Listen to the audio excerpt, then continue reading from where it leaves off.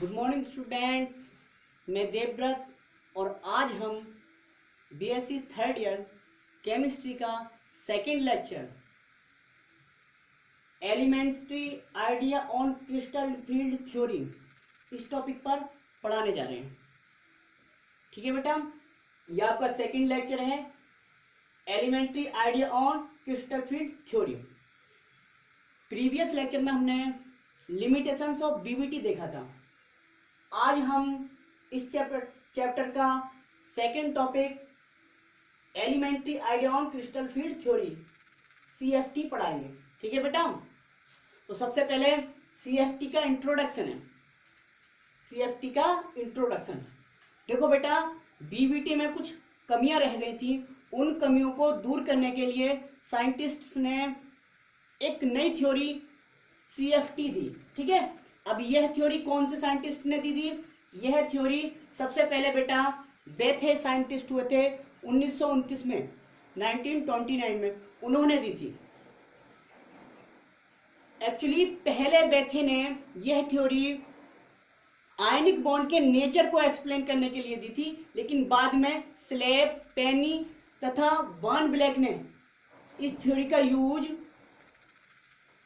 Transition metal complexes के magnetic behaviour को explain करने के लिए किया था। ठीक है बेटा, तो देखो इंट्रोडक्शन में देखते हैं, this theory was proposed by Bethe in 1929। यह थ्योरी बेथे द्वारा 1929 में प्रपोज की गई। ठीक है, to explain bond nature in ionic compound. Ionic compound में बॉन्ड की क्या प्रकृति होती है यह बताने के लिए। देखो बेटा, लेटर ऑन बाद में this theory was used by Schlapp, Penney, Van Vleck in 1932। बाद में इस थ्योरी का उपयोग स्लेप, पेनी तथा वॉन ब्लैक ने किया।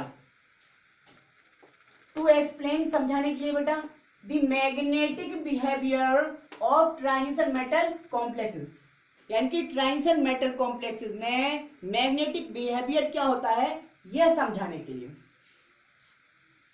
बेटा शॉर्ट में हम क्या कह सकते हैं? हम कह सकते हैं टू एक्सप्लेन समझाने के लिए, या रिमूव द लिमिटेशंस।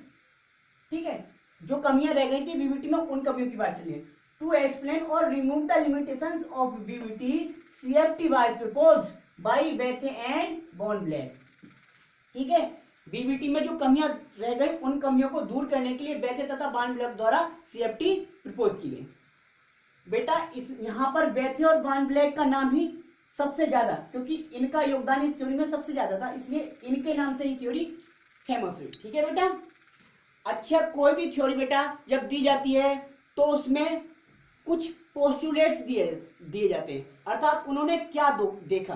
ठीक है, क्या देखा तो वो पोस्टुलेट्स पढ़ते हैं हम, काल्पनिक बिंदु। ठीक है, जिसे कंजप्शन भी बोलते हैं। ठीक है अपन, तो the postulates of this theory are given below. इस थ्योरी के काल्पनिक बिंदु निम्न हैं। ठीक है बेटा, पहली काल्पनिक बिंदु क्या थी? देखो पहली काल्पनिक बिंदु ये थी कि इस थ्योरी के अनुसार मेटल और लिगैंड की जो बॉन्डिंग होती है बेटा वो प्योरली इलेक्ट्रोस्टैटिक होती है, पूरी तरह से इलेक्ट्रोस्टैटिक होती है।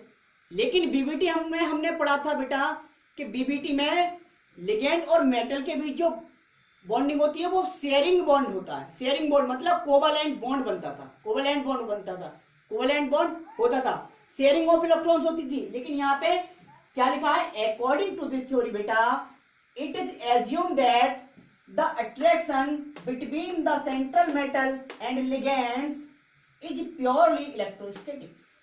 अर्थात यहां पे बताया लिगैंड तथा मेटल के बीच क्या होता है? प्योरली इलेक्ट्रोस्टैटिक अट्रैक्शन होता है और कुछ नहीं। ठीक है, ठीक है बेटा, ये होता है। अच्छा अब इसका दूसरा वो देखते हैं पोस्टुलेट्स।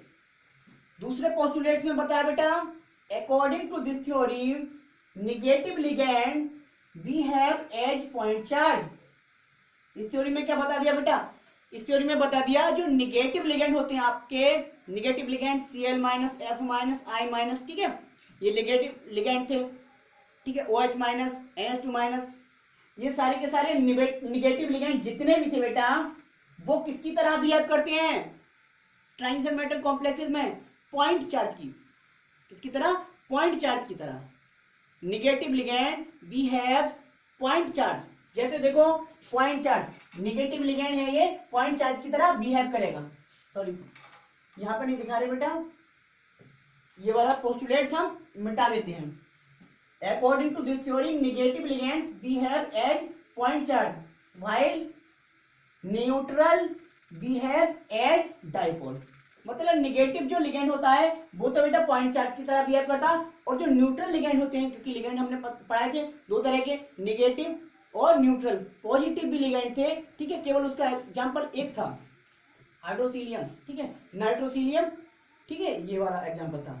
तो अब यहाँ पे देखते हैं जरा, देखो ये जो निगेटिव लिगेंड होते हैं ना बेटा, निगेटिव लिगेंड, ये मेटल है, तो निगेटिव लिगेंड जो काम करेंगे इस पे वो किसकी तरफ काम करेंगे, पॉइंट चार्ज, ये पॉइंट चार्ज की तरह, पॉइंट चार्ज, ये पॉइंट चार्ज की तरह बिहेव करेंगे बेटा, निगेटिव लिगेंड पॉइंट चार्ज की तरह।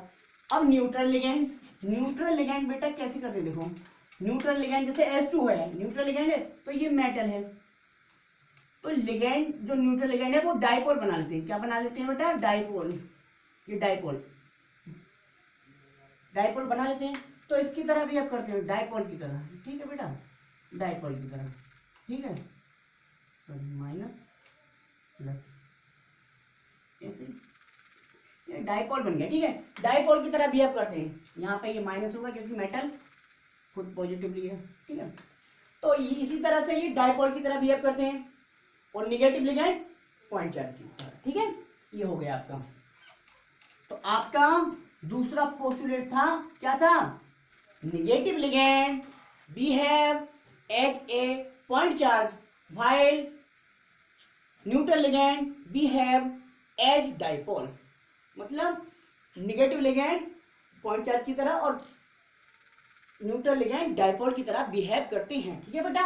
अब आपका तीसरा पोस्टुलेट देखिए बेटा, यहाँ पे तीसरा पोस्टुलेट क्या है, according to this theory there is no sharing of electrons between metal and ligand. पहले ही बताया था बेटा, क्योंकि ये पोस्टुलेट तो काय का है, वीबीटी का, ये बात वीबीटी फॉलो करती थी। According to this theory there is no sharing of electrons between metal and ligand, अर्थात मेटल तथा लिगेंड के बीच इलेक्ट्रॉन की शेयरिंग नहीं होती है।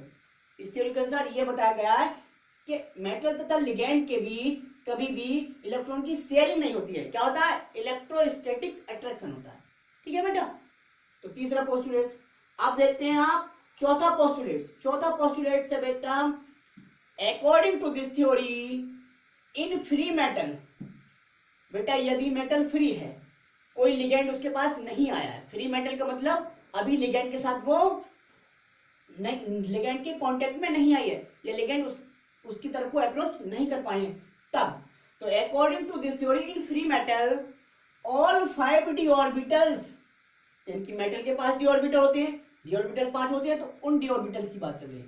All 5 d orbitals have equal energy, अर्थात जो मेटल के 5 d ऑर्बिटल होते हैं बेटा, उनकी एनर्जी अभी क्या होती है, समान होती है, बराबर होती है, ठीक है। अब ऐसे d ऑर्बिटल, भाई जब d ऑर्बिटल जिनकी एनर्जी समान होगी उन्हें कहेंगे हम डीजनरेटेड, क्या कहेंगे, डीजनरेटेड, अपभ्रष्ट हिंदी में, ठीक है, अपभ्रष्ट, यानी कि वो भ्रष्ट नहीं हुए हैं, एनर्जी उन्होंने भ्रष्ट नहीं दी है, ठीक है। तो क्या होंगे, वो डीजनरेटेड कहलाएंगे बेटा। According to this theory, दोबारा पढ़ लेते हैं, according to this theory in free metal all 5 d orbitals have equal energy called degenerated, अर्थात जब मेटल फ्री स्टेट में होती है तो मेटल के 5 d ऑर्बिटल की एनर्जी समान बराबर होती है, तब उन d ऑर्बिटल को डीजनरेटेड कहते हैं। क्या कहते हैं, डीजनरेटेड ऑर्बिटल, ठीक है बेटा। अब पांचवा पोस्टुलेट देखते हैं। पांचवा पोस्टुलेट बहुत इंपॉर्टेंट है, बहुत इंपॉर्टेंट है बेटा, ठीक है, क्योंकि यह एप्लीकेशन पार्ट होने वाला है। तो देखो 5वां पोस्टुलेट पढ़ते हैं, अकॉर्डिंग टू, एसी लिख दिया बेटा, according to this theory when ligands approach towards transition metals, अर्थात इस थ्योरी के अनुसार बेटा जब लिगेंड मेटल की तरफ को आते हैं, मेटल के पास आते हैं, मेटल के पास आते हैं, तब क्या होता है, तब these 5d orbitals of metal, तब मेटल के ये पांचों डी ऑर्बिटल जिनकी अभी अभी हमने क्या बताया था, ऊर्जा समान है, डीजेनरेटेड हैं, वो क्या हो जाते हैं, स्प्लिट, बेटे टूट जाते हैं, विपाटित हो जाते हैं। टूटने का मतलब ये नहीं, टूटने का मतलब मैं दो भागों में टूट गया, मतलब ये है कि अब ये 5 ऑर्बिटल बंट जाएंगे बेटा, विपाटित हो जाएंगे, ठीक है। Metal split into 2 energy levels, 2 ऊर्जा स्तरों में बंट जाएंगे। ये 5 ऑर्बिटल अभी तक समान थी पांचों की ऊर्जा, अब कहने का मतलब ये 2 भागों में बंट जाएगा, कुछ की ऊर्जा ज्यादा होगी, कुछ की ऊर्जा कम होगी, ठीक है। इनटू 2 एनर्जी लेवल्स, 2 ऊर्जा स्तरों में स्प्लिट हो जाते हैं। अच्छा, स्प्लिट क्यों होते हैं बेटा, स्प्लिट होते हैं due to interaction between d orbitals of metal and ligand. बेटा जब मेटल के पास लिगेंड आता है तब मेटल के डी ऑर्बिटल और लिगेंड के ऑर्बिटल में क्या होता है, इंटरेक्शन होता है, जिससे वो कुछ की ऊर्जा बढ़ा देता है, मेटल के कुछ डी ऑर्बिटल की ऊर्जा बढ़ा देता है और कुछ की ऊर्जा घटा देता है। जिनकी ऊर्जा बढ़ा देता है वो हायर एनर्जी लेवल में स्प्लिट होते हैं और जिनकी एनर्जी घटा देता है वो लोअर एनर्जी लेवल में स्प्लिट होते हैं, ठीक है। तो इससे क्या हो जाती है बेटा, स्प्लिट हो जाती है। जब फ्री थी मेटल तब तो पांचों डी ऑर्बिटल की एनर्जी समान थी, यानी कि डी जनरेटेड थे, लेकिन जैसे ही लिगेंड आया मेटल के पास, ठीक है, तब मेटल के ये पांचों डी ऑर्बिटल 2 एनर्जी लेवल में स्प्लिट हो गए, ठीक है। इसे हम कहते हैं स्प्लिटिंग। क्या कहते हैं, स्प्लिटिंग। इसे कहते हैं बेटा splitting, splitting of 5d orbitals, ठीक है। इसे हम क्रिस्टल फील्ड स्प्लिटिंग या कभी कभी लिगेंड फील्ड स्प्लिटिंग भी बोलते हैं, ठीक है बेटा। ये हो गया, ये दिखाया हमने, देखो 5d ऑर्बिटल्स, 5d ऑर्बिटल्स यहाँ पे एनर्जी सबकी समान दिखा दी, समान एनर्जी, यानी कि ये तो डीजनरेटेड है, लेकिन जब मेटल आई होगी तो ये 2 एनर्जी लेवल्स में टूट गए होंगे, कम ऊर्जा वाले और ज्यादा ऊर्जा वाले में, ठीक है। अभी फिलहाल हमने केवल स्प्लिटिंग दिखाया कि कैसे 2 एनर्जी लेवल में ये टूट रहे हैं, ठीक है बेटा। तो ये हो गया आपकी CFT के पोस्टुलेट्स, इंट्रोडक्शन पोस्टुलेट्स, ठीक है बेटा, ये हो गया आपका। अब देखते हैं बेटा CFT का एप्लीकेशन पार्ट, CFT का एप्लीकेशन पार्ट, ठीक है बेटा। CFT का एप्लीकेशन पार्ट क्या है, देखो एक बार नोट कर लो, बता देता हूं मैं।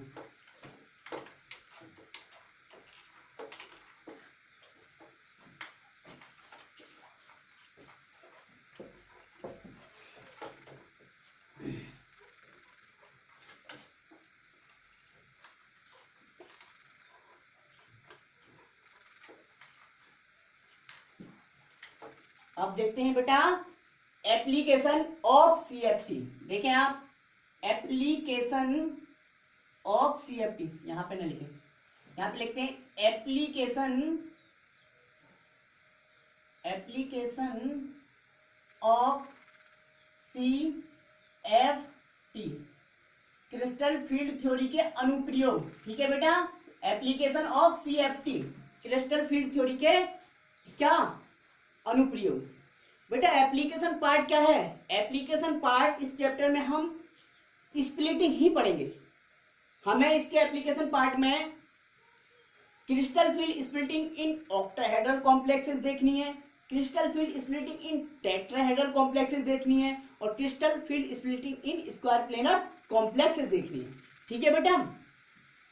तो बेटा एप्लीकेशन पार्ट क्या है, एप्लीकेशन पार्ट है इसका crystal field splitting in octahedral complexes, दूसरा इन टेट्राहेड्रल कॉम्प्लेक्सेस, तीसरा इन स्क्वायर प्लेनर कॉम्प्लेक्सेस, ठीक है बेटा। ये इसका एप्लीकेशन पार्ट है। लेकिन before discussing application of CFT we should know d orbitals. D orbitals आखिर ये डी ऑर्बिटल्स है, ये डी ऑर्बिटल्स सब एक होते हैं, कितने प्रकार के होते हैं ये जानना बहुत जरूरी है। तो आज हम एप्लीकेशन पार्ट कल स्टार्ट करेंगे, उससे पहले आज बेसिक नॉलेज डी ऑर्बिटल के बारे में देते हैं, ठीक है बेटा। तो डी ऑर्बिटल के बारे में पहला तो ये 3-4 बातें पता होनी चाहिए, 3-4 बातें, ठीक है। ये बिंदु पहली बात, डी ऑर्बिटल जो होता है बेटा, डी ऑर्बिटल जो होता है उसकी शेप डबल डम्बल होती है, डबल डम्बल, दोहरा डब्लू आकार होता है, ठीक है बेटा। इसकी शेप क्या होगी बेटा, ये 3-4 बातें देख लो। Shape double dumbbell, double dumbbell, दोहरा डब्लू आकार। दूसरा पॉइंट बेटा, इसकी शेप डबल डम्बल हो गई, तो इसमें लोब कितने होते हैं, तो बेटा इसमें लोब जो होते हैं बेटा वो 4 लोब होते हैं। कितने लोब होते हैं 4, यानी कि 4 लोब होते हैं बेटा इसमें, ठीक है। तीसरी बात है बेटा डायरेक्शन वाली बात, ये डायरेक्शन होता है या नॉन डायरेक्शनल होता है। तो बेटा डी ऑर्बिटल डायरेक्शनल होता है। जब हमने ऑर्बिटल पढ़ाए थे बेटा फर्स्ट ईयर में, तब हमने बताया था डी ऑर्बिटल क्या होता है, डायरेक्शनल होता है। केवल एस ऑर्बिटल ही नॉन डायरेक्शनल होता है, बाकी जितने भी ऑर्बिटल होते हैं सब डायरेक्शनल होते हैं, ठीक है। तो डी ऑर्बिटल भी क्या होता है, डायरेक्शनल। क्या होता है बेटा, डायरेक्शनल, दिशात्मक होता है, ठीक है बेटा। डी ऑर्बिटल की शेप डबल होती है, लोग 4 होते हैं और ये डायरेक्शनल होता है, ठीक है बेटा। अब देखें आप डी ऑर्बिटल होते कितने हैं, तो बेटा डी ऑर्बिटल 5 होते हैं, ये सिंगल ऑर्बिटल नहीं होता। डी ऑर्बिटल कितने होते हैं, 5 होते हैं, ठीक है। डी ऑर्बिटल कितने होते हैं, 5 होते हैं। और जब 5 ऑर्बिटल हैं तो आप जानते हैं एक ऑर्बिटल में कम से कम 2 इलेक्ट्रॉन एक दूसरे की अपोजिट डायरेक्शन में रह सकते हैं, ठीक है बेटा। तो इसमें इलेक्ट्रॉन कितने रह सकते हैं, मैक्सिमम 10 इलेक्ट्रॉन। कितने इलेक्ट्रॉन, 10 इलेक्ट्रॉन, ठीक है बेटा। ये समझे थे। लेकिन ये 5 जो डी ऑर्बिटल थे, हम इनके नाम लिखेंगे। नाम क्या थे, ये नाम है इनके, 5 डी ऑर्बिटल थे, इनके नाम लिखेंगे।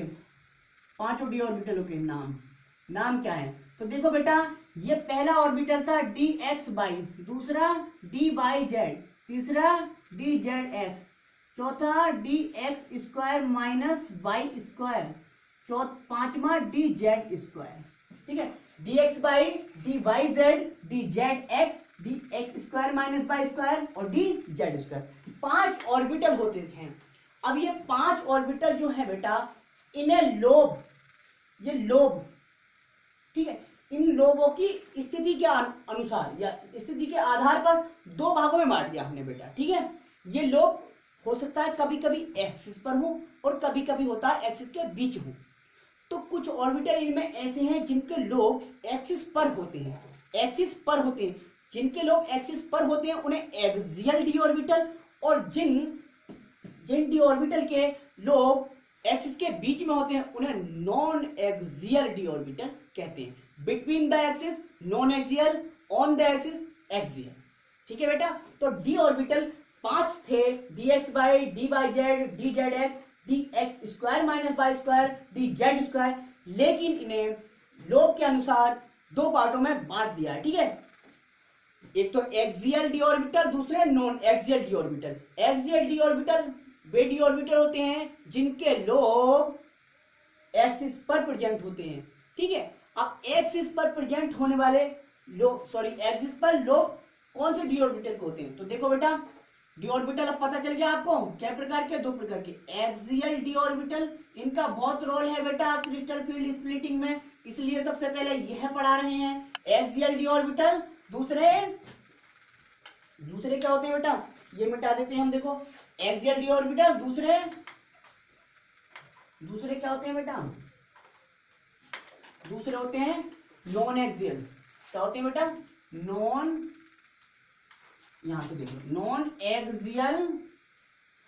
Axial d orbital, axial D orbitals और नॉन एक्सियल डी ऑर्बिटल्स। अब एक्सियल डी ऑर्बिटल मतलब lobe present on the axis, अर्थात लोब कहां पाए जाते हैं, इनके एक्सिस पर, अक्षों पर, और अक्षों पर पाए जाने में वाले ऑर्बिटल हैं दो, D x square minus y square और दूसरा है डी जेड स्क्वायर। इनके लोब बेटा एक्सिस पर पाए जाते हैं। कहां पर पाए जाते हैं, एक्सिस पर। जैसे देख लें आप उदाहरण, ठीक है, उदाहरण देख लें, ये मैंने एक्सिस बना दी, ठीक है, एक्स वाई और ये जेड मानेंगे ये, ठीक है। अब D x square minus y square का मतलब है चार लोब होंगे, तो एक तो एक्स एक्सिस पर और बाई एक्सिस पर, तो एक्स एक्सिस ये है तो एक्सिस पर बना दिया मैंने, एक्सिस पर, ठीक है। और दूसरा लोब क्या होगा, बाई एक्सिस पर, तो ये कौन सा हो गया, D x square minus y square बना दिया। तो लोब एक्सिस पर है बेटा, ये जेड एक्सिस बनाए थे, लोब एक्सिस पर है, एक्सिस के बीच नहीं, ठीक है। ये था एग्जांपल। देखिए डी जेड स्क्वायर भी ऐसे बना सकते हैं बेटा, केवल इसमें एक एक्सिस दिख रही है ना, मान लो मैंने जेड अब ये वाली मानी है, ठीक है बेटा, जेड ये वाली एक्सिस मानी है, जेड ये एक्स एक्स और बाई बीच में, तो एक ही एक्सिस दिखानी है। इसका लोब कहाँ पाए जाएंगे, चारों लोब जेड एक्सिस पर। अब चारों लोब जेड एक्सिस पर कैसे दिखाएं, तो बेटा चारों लोब जेड एक्सिस पे दिखाने के लिए यहाँ पे दूसरा दो लोब जो अपोजिट है एक दूसरे के, यहाँ दिखा देंगे, ठीक है। तो चारों लोब जेड एक्सिस पे दिखे, ठीक है, तो ये है डी जेड स्क्वायर, ठीक है बेटा, ये हुआ। तो lobe present on the axis called axial d orbital, ठीक है। कौन कौन से थे ये, d x square minus y square और d z square axial orbital होते हैं। जबकि अब नॉन एक्सियल कौन से बने बच्चे बेटा, नॉन एक्सियल किसे कहेंगे, कहेंगे lobes present between the axis, lobes present between the axis, अर्थात लोब कहां पाए जाते हैं, lobes present between the axis. Lobe यदि एक्सिस के बिटवीन पाए जाए तो उन्हें कहेंगे नॉन एक्सियल डी ऑर्बिटल, ठीक है बेटा। अब ये नॉन एक्सियल डी ऑर्बिटल कौन से होते हैं, तो बेटा D x y d y Z, D z x, ये तीन orbital non axial d orbital कहलाते हैं। क्यों नॉन एक्सियल कहलाते हैं, क्योंकि इनके लोब एक्स और बाई एक्सिस के बीच में, डी बाई जेड के लोब बाई और जेड एक्सिस के बीच में, डी जेड एक्स ऑर्बिटल के लोब जेड और एक्स एक्सिस के बीच में पाए जाते हैं, ठीक है बेटा। मैं केवल एक बता देता हूं आपको, डी एक्स वाई, वैसे तो आप बना लेंगे लेकिन मैं एक दिखा देता हूं। मान लो मैं डी एक्स वाई बन रहा हूं, डी एक्स वाई, तो मैंने सबसे पहले एक्सिस खींचना है मुझे। एक्सिस मान लो मैं कोई सी भी कंसीडर कर सकता हूं, ये एक्स मान ली मैंने, अब ये बाई, ठीक है। अब इसमें केवल एक्स और बाई दिखाया है, एक्स और बाई, जेड तो नहीं बोला, तो जेड दिखाया नहीं, तो इनमें क्या बोला है, एक्स और बाई के बीच में, तो एक्स और बाई के बीच में ये लोब है। अब बेटा एक्स और बाई के ये आ गया, तो इसके अपोजिट दूसरा लोब तो अपोजिट ही होगा, ठीक है। एक लोब ये आ गए, एक और एक दो, तो दूसरे जो दोनों लोब होंगे वो उसके अपोजिट होंगे, इसलिए इसके अपोजिट हमने स्वतः कर लिया। तो इससे पता चल गया कि ये लोब एक्स और बाई एक्सिस के बीच में, तो ये डी एक्स वाई हो गया। इसी तरह से बाई जेड बना देंगे, इसी तरह से जेड एक्स बना देंगे, ठीक है बेटा। तो ये आपके डी ऑर्बिटल हो गए। तो डी ऑर्बिटल 5 होते हैं, D x y, d y Z, D z x, ठीक है, D x square minus y square, D z square. ये पांचों डी ऑर्बिटल बेटा दो तरह के होते हैं, एक्सियल डी ऑर्बिटल और नॉन एक्सियल डी ऑर्बिटल। अर्थात डी ऑर्बिटल को दो भागों में बांट लिया है हमने यहाँ पे, ठीक है। क्रिस्टल फील्ड स्प्लिटिंग को समझने के लिए हमने डी ऑर्बिटल को यहाँ पे दो भागों में बांट लिया पहले ही, ठीक है, एक्सियल डी ऑर्बिटल और non axial d orbital. Axial d orbital जिनके लोब एक्सिस पर पाए जाते हैं एक्सियल डी ऑर्बिटल, और जिनके लोब एक्सिस के बीच में पाए जाते हैं non axial d orbital. Axial d orbital दो होते थे, d x square minus y square और d z square. Non axial d orbital 3 होते थे, d x y, d y z और डी जेड एक्स, ठीक है बेटा, ये थे। अब हम अगले नेक्स्ट टॉपिक में एप्लीकेशन ऑफ सीएफटी पढ़ेंगे, ठीक है बेटा। Thank you.